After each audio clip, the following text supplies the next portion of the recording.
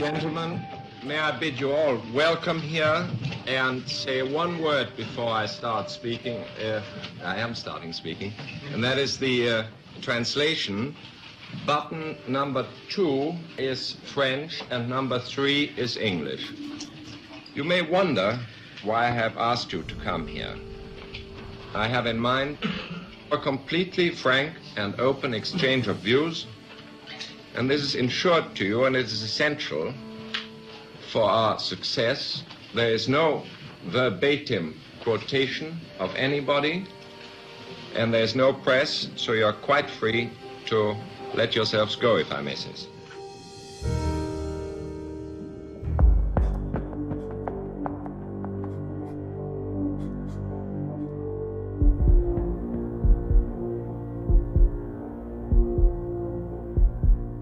My name is Daniel Estulin. I'm an investigative journalist. I spent 12 years, beginning in the mid-1990s until about the year 2002, 2003 in military counterintelligence. Then I got burnt out, and normal. It's what basically happens to all of us. We all burnt out.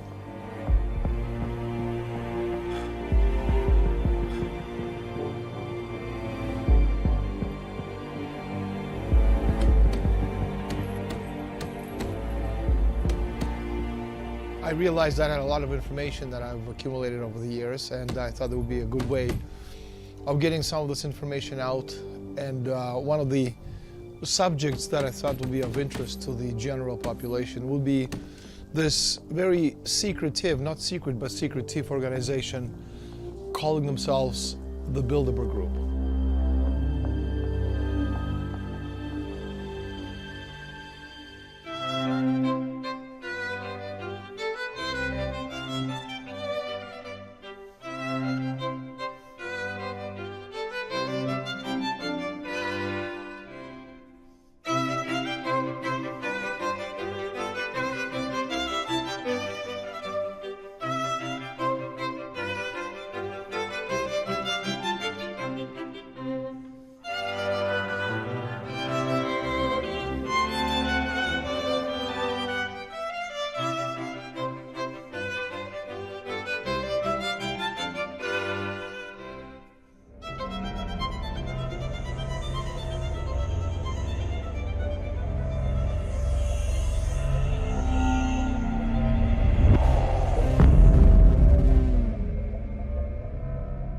Even before I joined the service in 1992, I'm in Toronto in a Spanish restaurant called Segovia with a friend of mine who was in the service in the KGB. And over steak and potato lunch, this man, let's just call him Vladimir. And according to him, Canada was going to be split up into English and French-speaking Canada. Through a referendum which was going to be put together from behind the scenes by these allegedly very powerful people. Now, the reason he said that this was going to happen is that the powerful people who ran the United States needed to balance their budget. 1995 comes around, that's 3 years into the future, and suddenly all these characters, all these people, all these politicians that I've never heard of begin to appear front and center in front of television, screens. And all the things that this man told me about 3 years earlier, in 1995, were front and center. And then I suddenly realized that if the presidents and the prime ministers were powerless about the body politic itself, about moving the events forward into a certain direction, if they were just bit actors playing their part, then my question is, who the hell runs the world? Imagine a private club where presidents, prime ministers, international bankers and generals rub shoulders, and where the people running the wars, the markets, and governments say what they never say in public.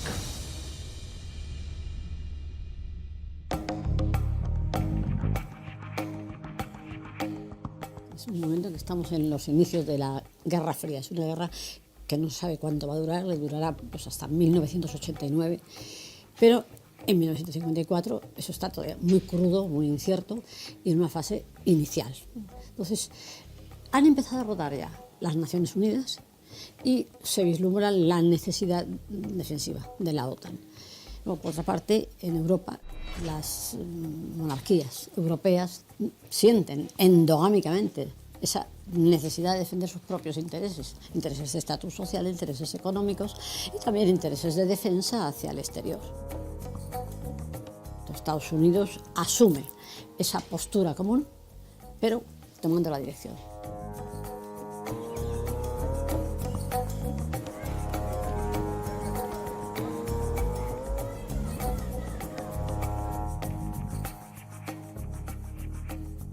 Well, the real reason for the interference of the CIA with Bilderberg was actually the Cold War that was coming up at that time, and they tried to use all the institutes they could get to steer the public opinion in Europe, and actually also in the rest of the world where they had influence. And Bilderberg was one of them, and that was the reason that they financed Bilderberg, the first meeting. Not totally, but for a great part, anyway.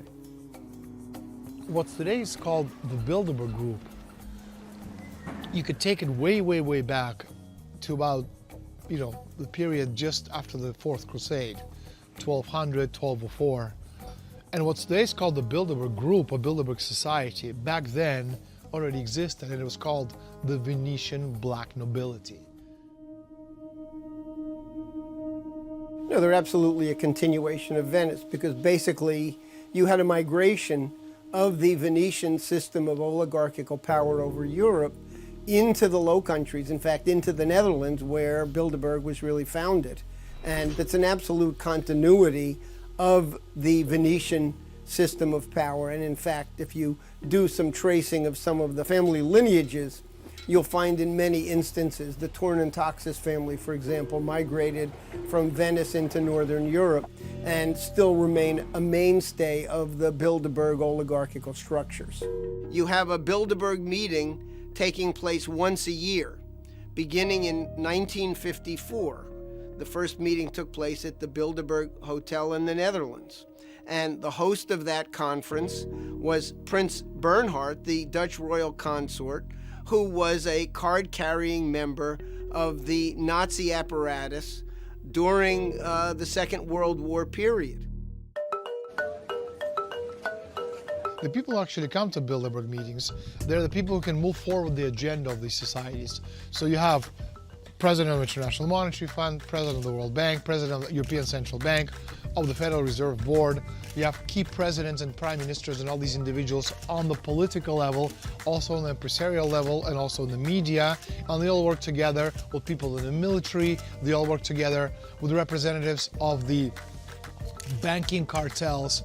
And again, if you're a corporation, you don't need to control every person in the company. You just need to control one person who controls the policy of the entire corporation. You can say the same thing about countries. You don't need to control the entire country. You just need to control enough key decision makers, be it president, be it prime minister, be it key senators and congressmen, people in the Federal Reserve, people in the European Central Bank, and people in the European Commission. You control them, and through them you control the rest. Every year Bilderberg has a gathering. They'll bring together 100 to 200 people, many of whom make up the core of the transatlantic financial and political oligarchy. And they'll bring together a core group of powerful individuals, government people, the media, finance, and prospective young recruits, people in the political realm who are up and coming and who are going to be seduced and controlled by these oligarchical interests. And very often these meetings serve as a kind of a testing ground for whether or not certain people will be advanced in their political careers, including a number of individuals who've been elected President of the United States, have been put through this kind of Bilderberg finishing school process. They The Bilderberg Conference comprises about 130 of the world's, or Western world's, top decision makers, from the banks, the multinational companies, the EU Commission. I'm coming to the politicians, also from WTO, IMF, World Bank, and of course, leading politicians from the US, Canada, Eurozone, and the UK. And I think, though they were clearly discussing some of the biggest issues confronting the Western economies at this time, why have we had no statement, either from the Prime Minister, or from the Chancellor, or indeed from the Minister without portfolio, all of whom intended in an official capacity? Why did they offer no statement, even though such decisions may well have a significant effect on UK government policy or the livelihood of future UK citizens?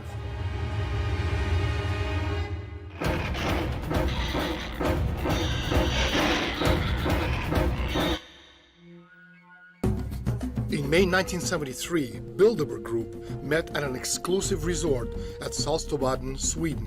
The key point on the Bilderberg meeting agenda was the oil shock of 1973, the 400% targeted increase in the price of OPEC oil in the near future.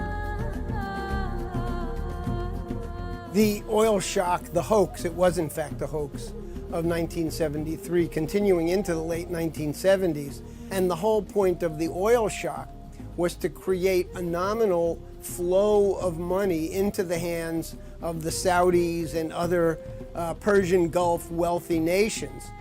The oil hoax ultimately created an enormous volume of wealth transfer nominally into the OPEC countries, the so-called petrodollars, but all of that money went right to London and Wall Street to be managed. So the financial oligarchy in its major centers used the oil hoax to establish an absolute domination over world credit to make sure that it no longer went for any development.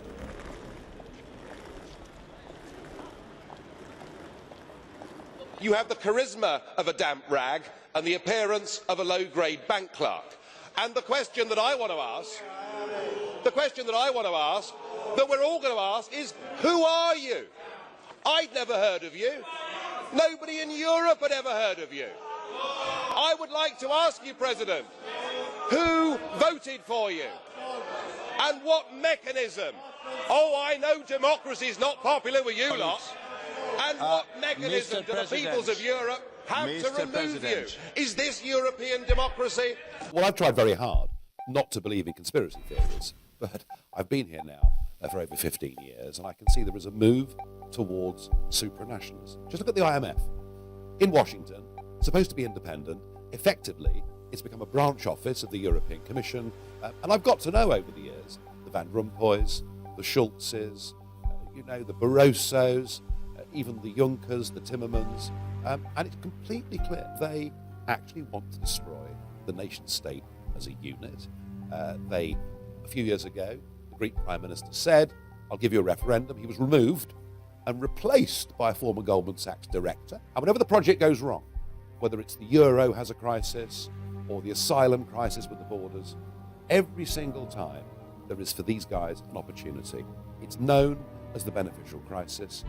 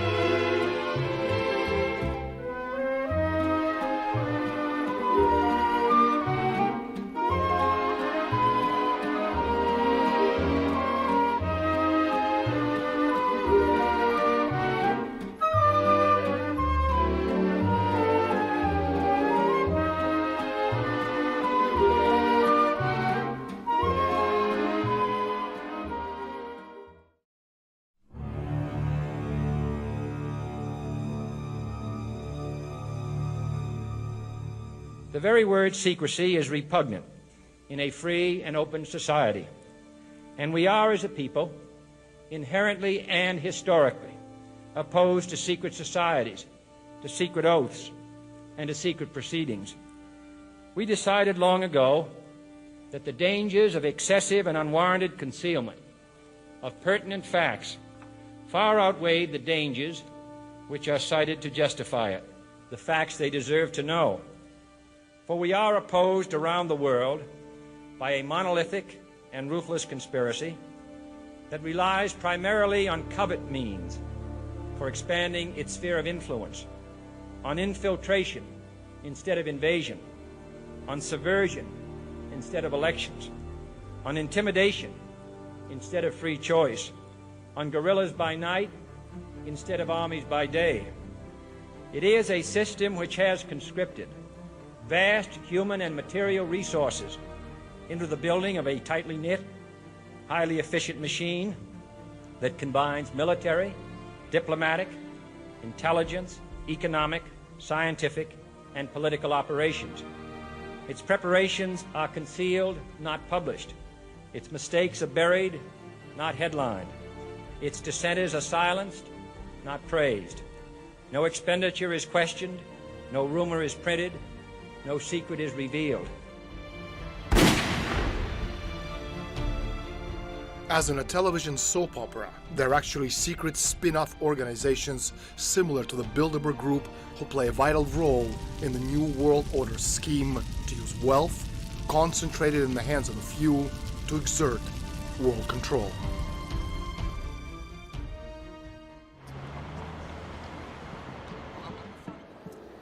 In 1968, George Ball and the Bilderbergers met and determined that they had to restructure the entire world along the lines of a corporation.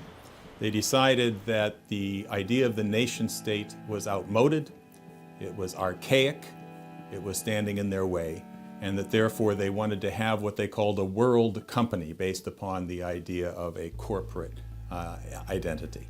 Don't just talk about it, be about it. Hungry for the money as soon as I see a dollar. Money green in my collar, I'm fresh like that. Yeah, I write the checks, put the checks right back. Straight to the account, your honey wanna holler. Only thing that separate me from my money is a comma.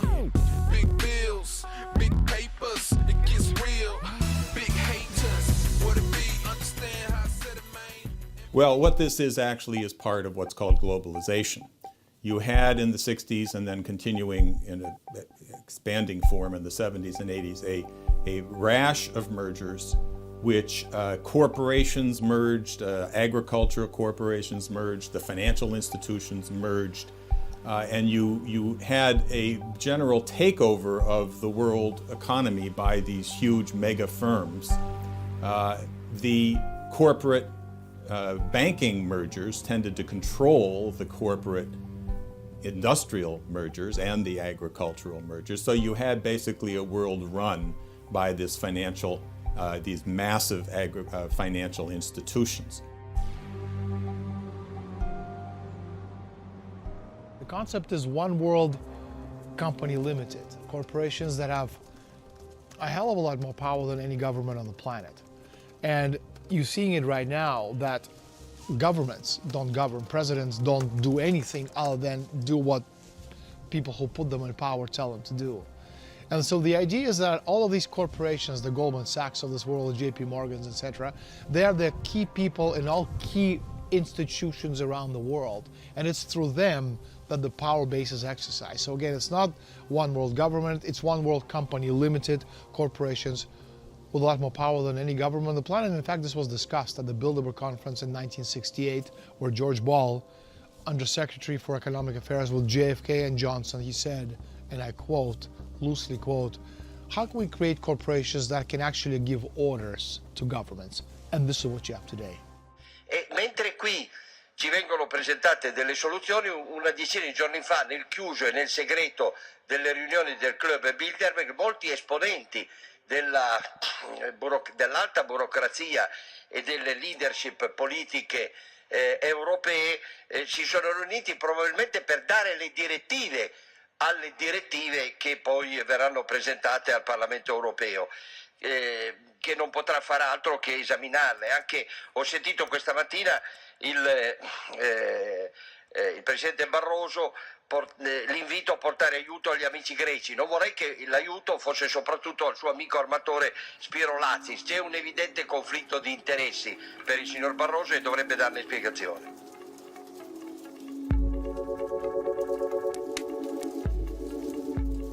L'Europa oggi è sotto il dominio dei poteri forti e purtroppo anche dei poteri occulti. L'Unione Europea con l'euro e la Banca Centrale Europea ha espropriato i nostri popoli di un bene prezioso, la sovranità monetaria. Non siamo più padroni della nostra moneta e quindi del nostro futuro.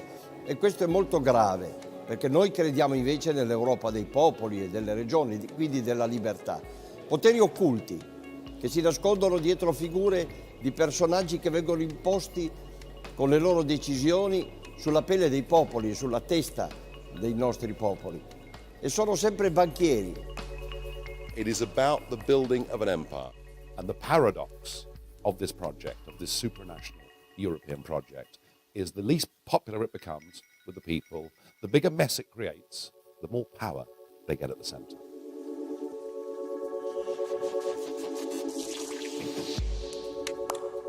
Well, with the Lisbon Treaty, European nations have lost almost their entire sovereignty. And we are now back to a pre-nation state condition, meaning feudalism.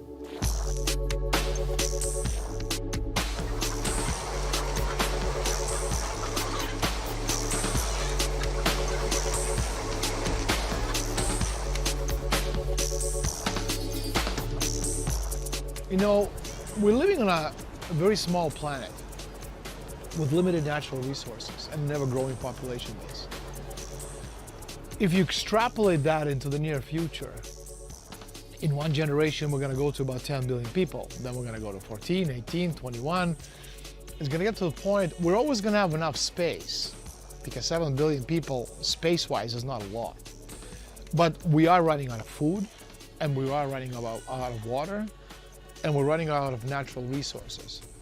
So for the elitists, for the Rockefellers of this world to survive, and I say Rockefeller not because he's important, but because he's well known, he's popular, which is not the same as being important. For the Rockefellers of this world to survive, most of us have to die.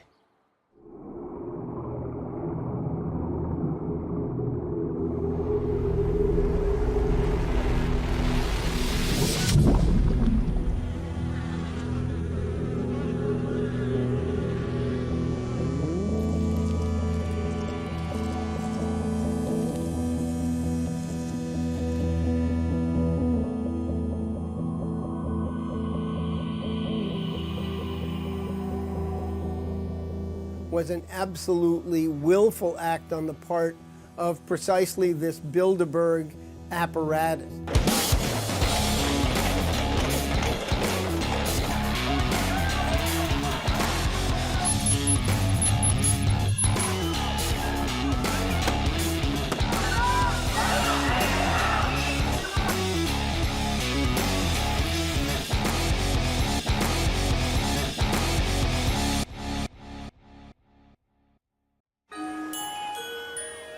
It's not really the idea of capitalism, because in the end what these people have or are, they already control 90% of the planet.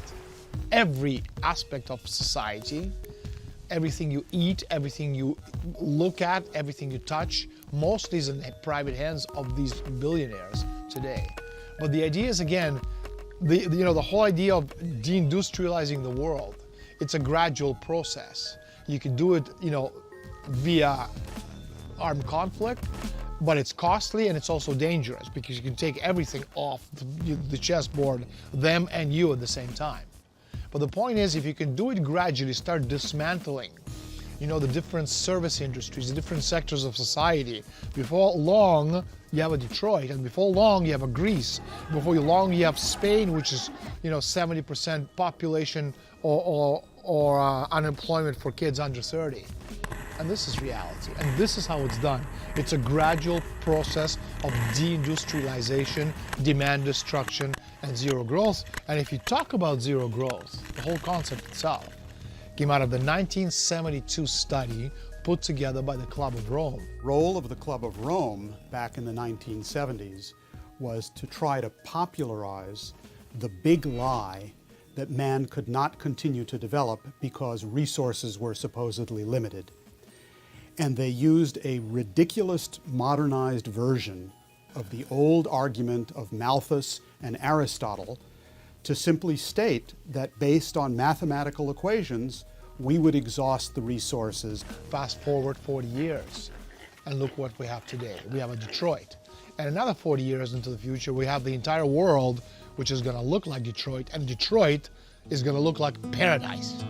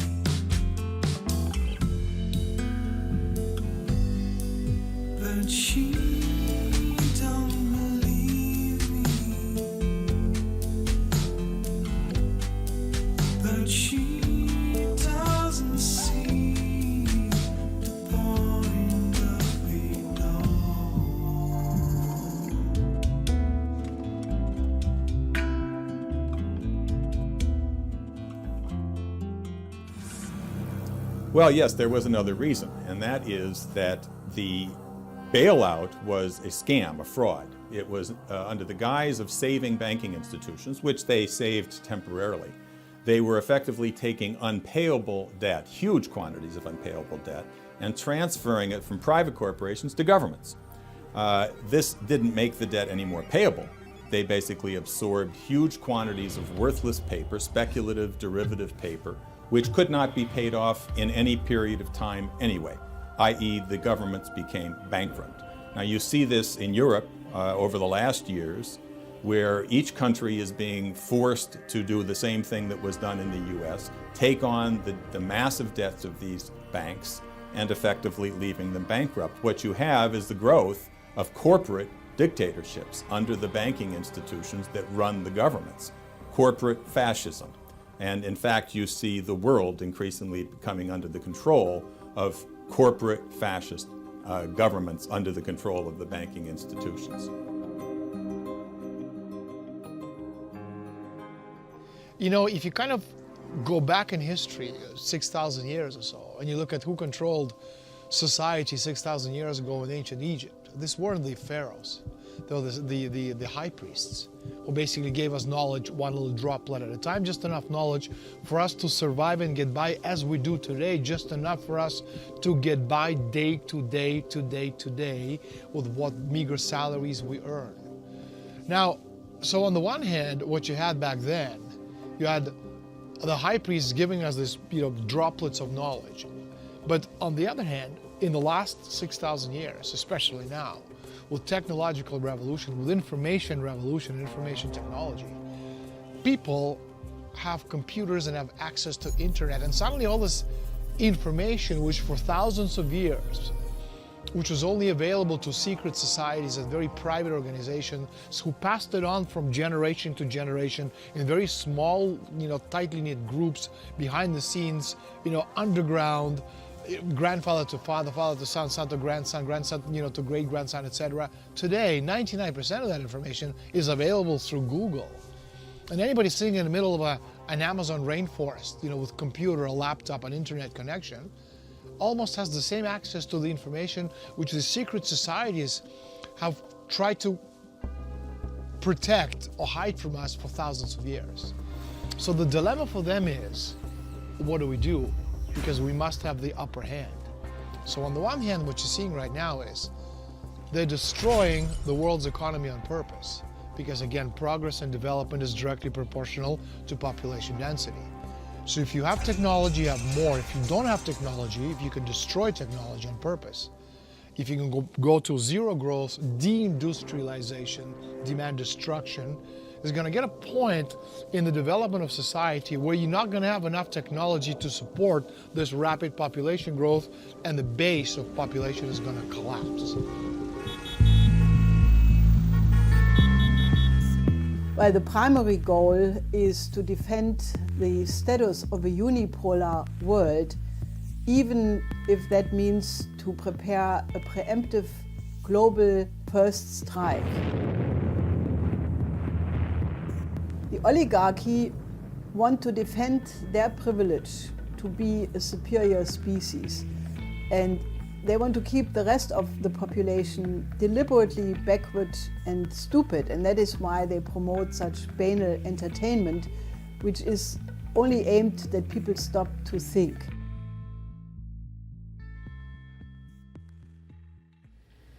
In the councils of government, we must guard against the acquisition of unwarranted influence, whether sought or unsought, by the military-industrial complex. The potential for the disastrous rise of misplaced power exists and will persist. We must never let the weight of this combination endanger our liberties or democratic processes. We should take nothing for granted. Only an alert and knowledgeable citizenry can compel the proper meshing of the huge industrial and military machinery of defense with our peaceful methods and goals, so that security and liberty may prosper together. Look at Google, Apple, Microsoft, IBM. These Bilderberg-affiliated megacorporations form an integral part of the United States security apparatus. Behind these technologies, enormous streams of capital are being expended and, more importantly, invested behind the scenes. Now we're at a point where that entire system is at a breaking point where it's hopelessly bankrupt, the debt is impossible to pay, the derivatives, which are purely speculative, unregulated gambling bets on top of the debt bubble itself, is estimated at $1.5 quadrillion, which is a multiplier of even the most optimistic idea of global GDP that's completely off the charts. So this entire system is doomed, and we're quite frankly at a point now where it would be no surprise if on any given day you woke up and found out that the entire transatlantic financial system had just evaporated.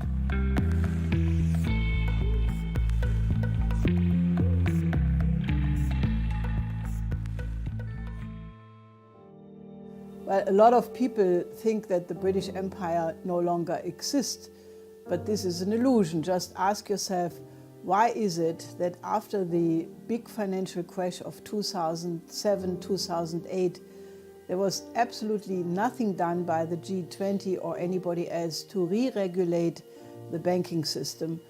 And they kept quantitative easing, they kept zero interest rate policy, which is really expropriating the majority of the population. And now we are in front of an even bigger crash than 2008, and there are no so-called tools anymore to do anything about it. So the reason is that the oligarchy controls what is called globalization. And globalization is really only another word, another notion for the British Empire. It is the combination of central banks, investment banks, hedge funds, private equity funds, insurance and reinsurance firms who control what is generally called the global financial system. And in reality, the EU is only the continental sub-entity of that empire.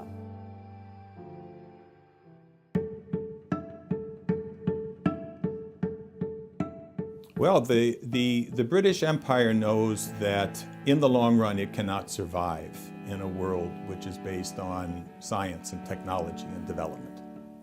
And therefore their policy is to stop that kind of technology and development. That's why they target nation states. That's why, for instance, that they are adamant against the BRICS and the emergence of the BRICS, which is nations which have the strength and the power and the commitment and the mission to building nations through science and technology. That has to be stopped in their view. Therefore, their target is the idea of the nation state itself. Destroy nation states in order to preserve and maintain the power of the empire. There is absolutely a plan to depopulate the world, and you simply have to listen to or read the writings of people like Prince Philip of Great Britain, who has stated explicitly that we should reduce the population of the world from 7 billion people down to 1 billion. He has stated very charmingly that he would like to be reincarnated as a virus to try to reduce the world's population.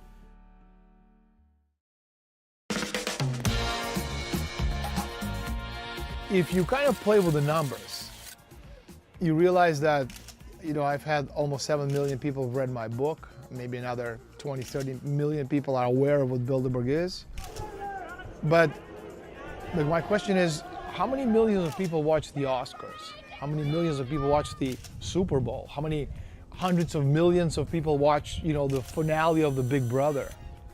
So the point is that when you play with the numbers, you realize it's easy to sway people's attentions. And also, because of everything we've been taught and how we've been, taught to behave as people, the media, which forms part of this conspiracy, they've been able to convince the people that unless something is on the cover of the New York Times, the Washington Post, Le Monde, The Economist, Wall Street Journal, it doesn't exist, which is why so many times people say to me, what you say is true and it is shocking. Why is it not on the cover of the New York Times? Because again, the New York Times of this world, they form part of the Bilderberg organization. They form part of all these other societies. They're part of the elite. Their job is not to tell the truth, but to sell a particular vision of reality which the elitists need to move their agenda forward.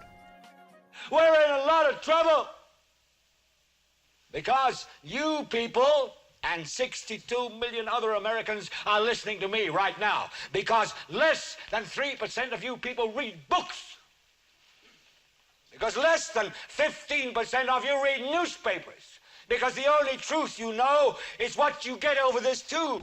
Right now, there is an entire generation that never knew anything that didn't come out of this tube. This tube is the gospel, the ultimate revelation. This tube can make or break presidents, popes, prime ministers. This tube is the most awesome goddamn force in the whole godless world.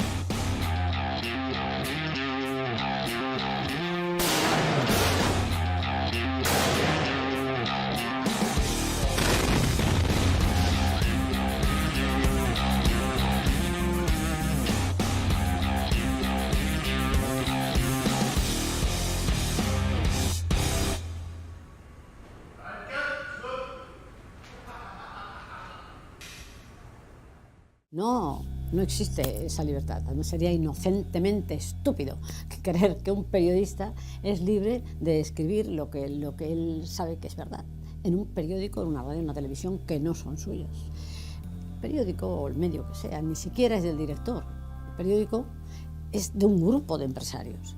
Y esos empresarios a su vez dependen de un entramado político, de un entramado económico para tener papel, para tener publicidad, para evitar problemas de censura, para tener libertad.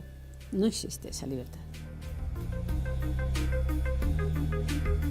Media is often altered to convince the public that something is happening that is not happening.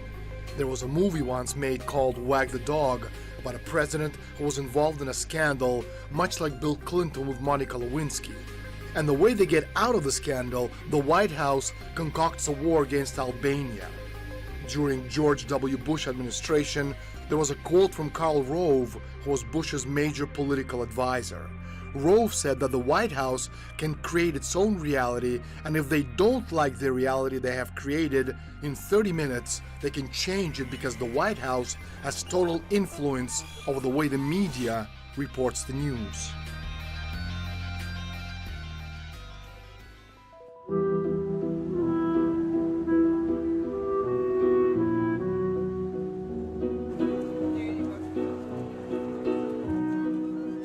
C'è una congiura del silenzio. Non si vuole far sapere all'opinione pubblica chi veramente comanda, i poteri forti, le loro riunioni, il Bilderberg, la trilaterale, che si riuniscono a porte chiuse, senza che nessuno possa sentire, nessun estraneo, e soprattutto riferire ai popoli cosa si è deciso sul loro futuro. Noi combattiamo questa dittatura dei poteri occulti e riteniamo che il potere debba essere restituito ai nostri popoli. Questa è democrazia.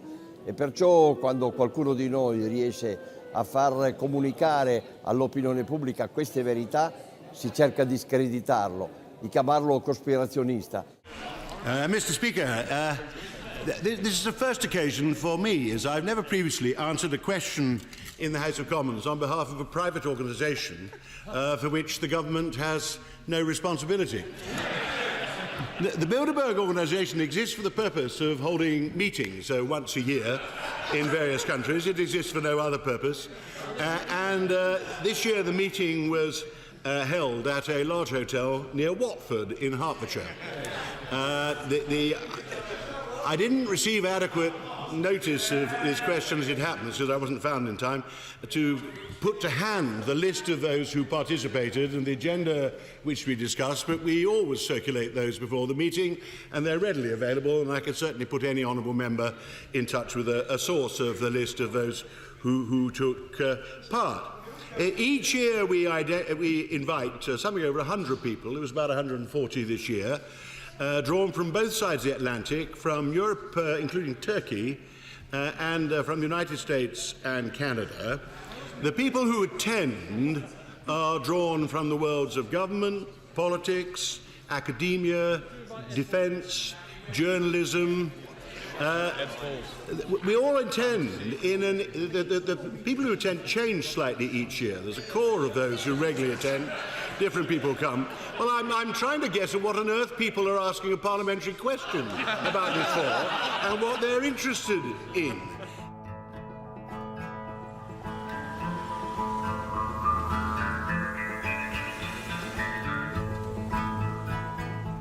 Well, some chosen journalists are admitted to the Bilderberg conference, but they are not allowed to write about it, what they hear and what they say, and it's actually completely forbidden, and they don't swear an oath, but they just promise that they are not allowed to. And that's why actually you never see in the papers, even in the big newspapers, good articles about the Bilderberg meetings and what is happening there, because journalists who are allowed to enter, they are forbidden to write about it. No, en absoluto, no es normal que periodistas o directores o propietarios de medios asistan a unas reuniones donde se están dilucidando, se están debatiendo asuntos mundiales de importancia de la actualidad o del futuro inmediato y que no informen de ello en el sentido clásico de la información, noticia, es decir, texto, titular, reportaje, entrevista. Pero, hay que decirlo, sí informan subliminalmente, indicando, dirigiendo lo que se debe decir desde esos medios, creando la moda opinativa. Ellos, podríamos decir que asisten como convidados de piedra, pero luego van a partir de ahí a orientar la opinión pública hacia los intereses que se hayan establecido en esos debates. I'm gonna make it all the way, do my best, do my best. I'm gonna make it all the way, do my best, do my best. I'm gonna strive the whole way, do my best, do my best. You can come and hold my hand, we'll be the best of us, oh, the best. Security was tight today at the Grove Hotel in this leafy area north of London. 140 members of the global elite arrived here for a top-secret, hush-hush, off-the-record conference in the English countryside. How's this for a guest list? The head of the International Monetary Fund, former Treasury Secretary Tim Geithner, the heads of Amazon.com, Google, and BP Oil, former General and CIA Director David Petraeus, and what's a top-secret cabal of puppet masters without Henry Kissinger? All of them came here today for the Bilderberg conference. That's Bilderberg, not Build-A-Bear. Participants are tight-lipped about discussions, other than to say topics will range from the economy to jobs to U.S. foreign policy, what the organizers call megatrends and the major issues facing the world. Reporters and outsiders are not allowed in, and everything is off the record. Organizers say that's so participants can take time to listen, reflect, and gather insight.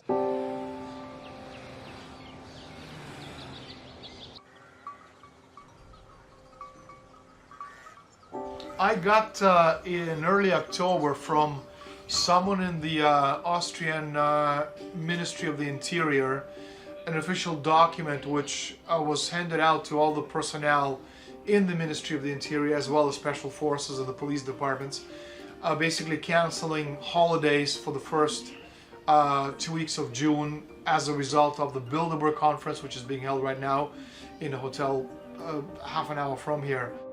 Un grupo de poder, ¿no? Es un grupo de poderosos que no pertenecen a ningún gobierno nacional, pero sí son parte de un gobierno supranacional, es un gobierno mundial. Ellos no adoptan decisiones ejecutivas, pero sí prefiguran y predeciden lo que ha de acontecer. O sea, ellos diseñan los futuros convenientes en el escenario económico, en el escenario político, en el escenario defensivo. Well, you know, we're in a hotel in Innsbruck, about 35 kilometers from the hotel where the Bilderberg conference is actually taking place.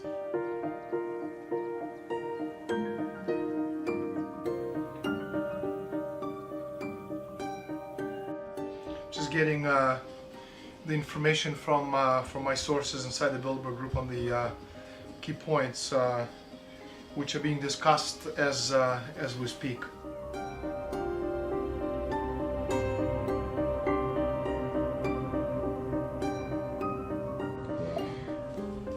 Daniel, I'm pasting for you some of the key discussion points which shall be taken up at this year's meeting. As you know, the world is in dire shape and the financial system can blow out at any moment. There are a lot of very worried, or should I say freaked out people who will be attending this year's conference.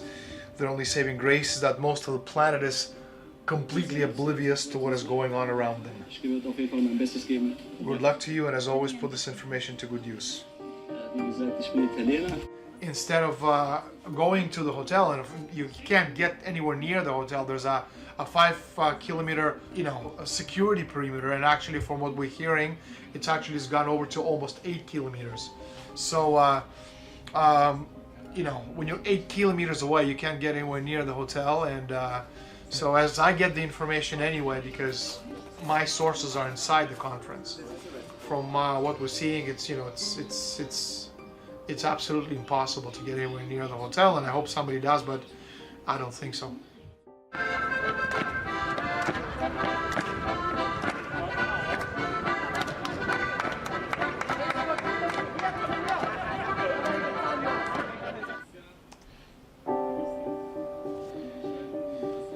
And there's some very, very heavy points. Artificial intelligence, that's the future of humanity. Transhumanism, the change from humanity to transhumanity to post-humanity. Cybersecurity, that's one of the key issues which the Bilderbergers have been talking about for a very long time. And that has to do with controlling internet, obviously chemical weapons threats, current economic issues, which is, the world is going to hell in a handbasket. This is the information which he sent me, and I'm just downloading, all the stuff on the subject of America.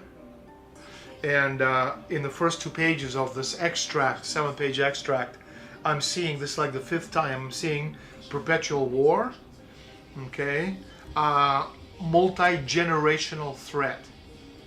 Now, give me a second just to see what else is there. Now, one of the things about perpetual wars require perpetual funding. Non-ending war, non-ending funding, which means that you throw as much money as you want into a particular situation, which is this, you know, war on terror. How long? We don't know. Forever. How much money? As much as you need. So the idea is, again, you control both sides of the equation. You control the left and the right. You control the dialogues through the media, and then you push the idea of perpetual war.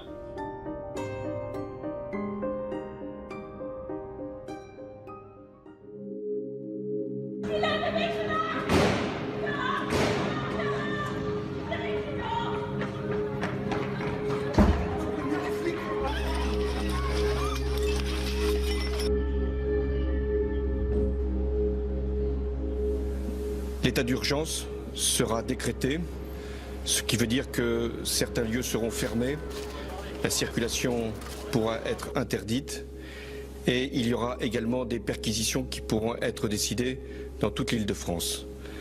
L'état d'urgence, lui, sera proclamé sur l'ensemble du territoire. La seconde décision que j'ai prise, c'est la fermeture des frontières. Immediately after the terrorist attack against Charlie Hebdo at the beginning of this year, the former US Senator Bob Graham said that if the famous 28 pages of the original September 11 report would have been published, this attack would not have happened. Now, what this means is that the original September 11 Commission of the Congress published a report, and 28 pages are classified to the present day, but we more or less know what's in it. It pertains to the role of Saudi Arabia financing terrorism and Wahhabi Salafist attacks around the world. Now, this has another dimension, and that is that the Anglo-Americans have instrumentalized radical Islam since Brzezinski in 1975.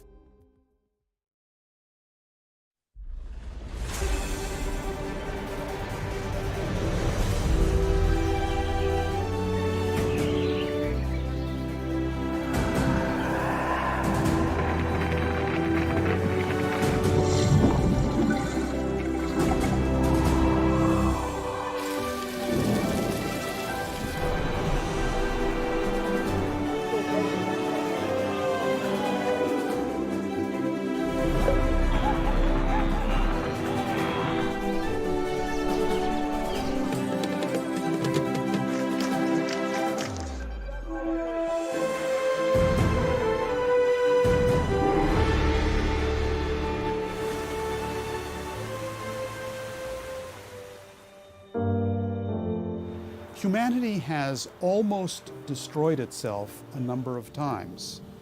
Immediately before the Golden Renaissance, there was the New Dark Age. There was the Black Death, where about half of the population of Europe was destroyed not only by a disease, the bubonic plague, but destroyed by the fact that men were convinced that they could not solve the problem. But fortunately, there was a new paradigm then. There was a renaissance. It was the Golden Renaissance of Leonardo da Vinci in Italy, of Miguel de Cervantes in Spain, of Shakespeare in London, which developed the concept of man, a new paradigm in which we organized our business as human beings based on the concept of man's morality, creativity, and free will. We cannot have a situation where, as in Greece, 60% of the youth have no jobs. That is killing the future of society. Or Spain, where it is almost at 60%. That is killing the future if youth don't have a mission and a purpose to fulfill. Almost halfway through the second decade of the 21st century, I ask myself something over and over again, making an attempt to understand what is happening to us. Where are we going as nations, as a world? What will happen to us if the Bilderberg group and their cohorts finally win? What is the destiny of the human race? What does it mean to be immortal? That's a very interesting question, because there are two ways of talking about immortality. We all die. No one so far has discovered a method by which we can live eternally as in our biological form. So therefore, the meaning of the human mind and the human body may not be quite the same thing. For example, people like Einstein, for example, who over a century ago defined matter-antimatter progress, which we're now going into today. So some people are immortal because of the consequences of their having existed. And the best we can do as human beings, which no other animal can do, is we can continue to be immortal in our participation in the development of humanity and the development of our solar system. So immortality means one thing. It means either the consequences of your having lived, the benefits for mankind of your having lived, one way or the other, as a poet or as a scientist or whatever. You've contributed something to the wealth of humanity, and you are, in that sense, immortal. Or you can be a poor slug who doesn't think, who has no consequence, no reason to exist, who just lives and dies. And that's the choice. I have had certain attempts on the part of the Bilderberg group back about 10 years back, where I was actually offered money to cease and desist, go away. And I describe it in one of my books. And as I sat there watching this man write a check, I said to myself and I said to him, help me out, please. How many zeros is one's freedom worth? He stopped, paused, looked at me, gave me the check, which I have, check as a memento, and he said, Mr. Estulin, you have a nice day. So the point is that even if they do kill me once, I think I've done my bit on this planet Earth, and I've reached a certain level of immortality, and I've done my part to pass off the baton to the future generations, and it's their job, to pick it up and go with it, because again, humanity's one. And we have to do everything in our power to make sure that we, as society, achieve this immortality. And for me, immortality is assuring the survival of the species, all of the species. And for us to happen, for this to happen, we've got to make sure that higher ideals, on the general level of things, take precedence over money, and even one's personal safety. Yes, we can win this war, but the first step necessary for actually winning is to know what the war is. The war is not against merely financial interests or military powers or even groups as powerful as the Bilderberger group. It is a war against what has been called powers and principalities. It's a war against a concept of man which is evil. It's the concept of man that we are nothing other than animals.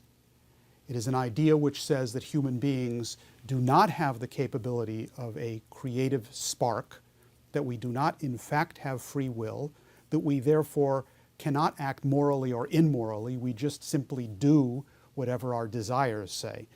And it is that concept of man which finds expressions today in things like the Bilderberg Group and in the global financial system, which is based on speculation, usury, and the destruction of populations. We are at the crossroads, and the roads we take now will determine whether we will live in the 21st century as nation-state republics or subjugated, culled, and dehumanized crop of slaves. We are fighting a combined effort of some of the most brilliant people in history who scheme against us for the purposes of possessing us. But the human will is immortal. Tyrants have killed millions, and yet people fought and eventually won their freedom. Freedom stirs the human heart, and fear stills it. Amidst the deafening cacophony of patriotic silence, insurgent voices command attention. Immortality has its moral basis in truth and incorruptibility. It deserves to be given all the support that it can get. It deserves to be fought and died for.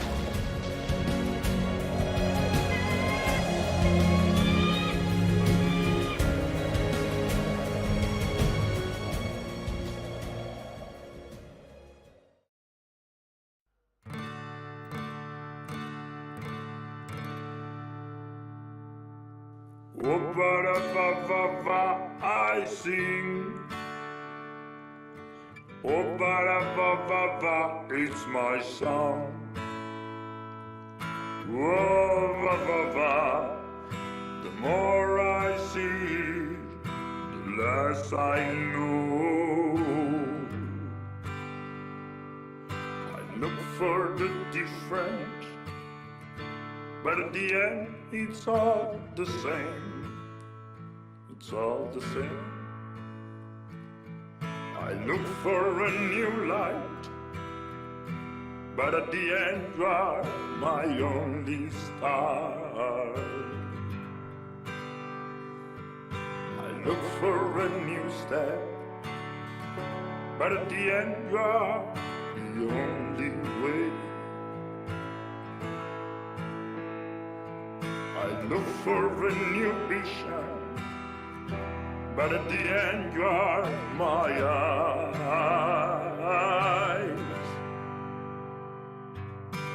Whoop-a-da-ba-ba-ba, I sing. Whoop-a-da-ba-ba-ba, it's my song. Whoop-a-ba-ba, the more I see, the less I know. Walking in the morning light, walking all alone, walking in the evening light, walking with my only song.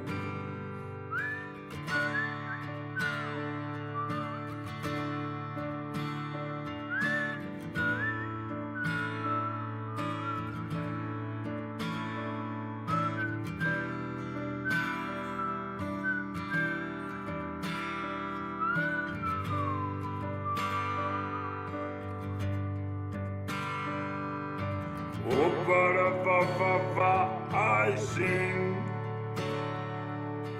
Whoop-a-da-ba-ba-ba, it's my song. Whoop-a-ba-ba, the more I see, the less I know. Whoop-a-da-ba-ba-ba, I sing. Whoop-a-da-ba-ba-ba, it's my song. Whoop-a-ba-ba.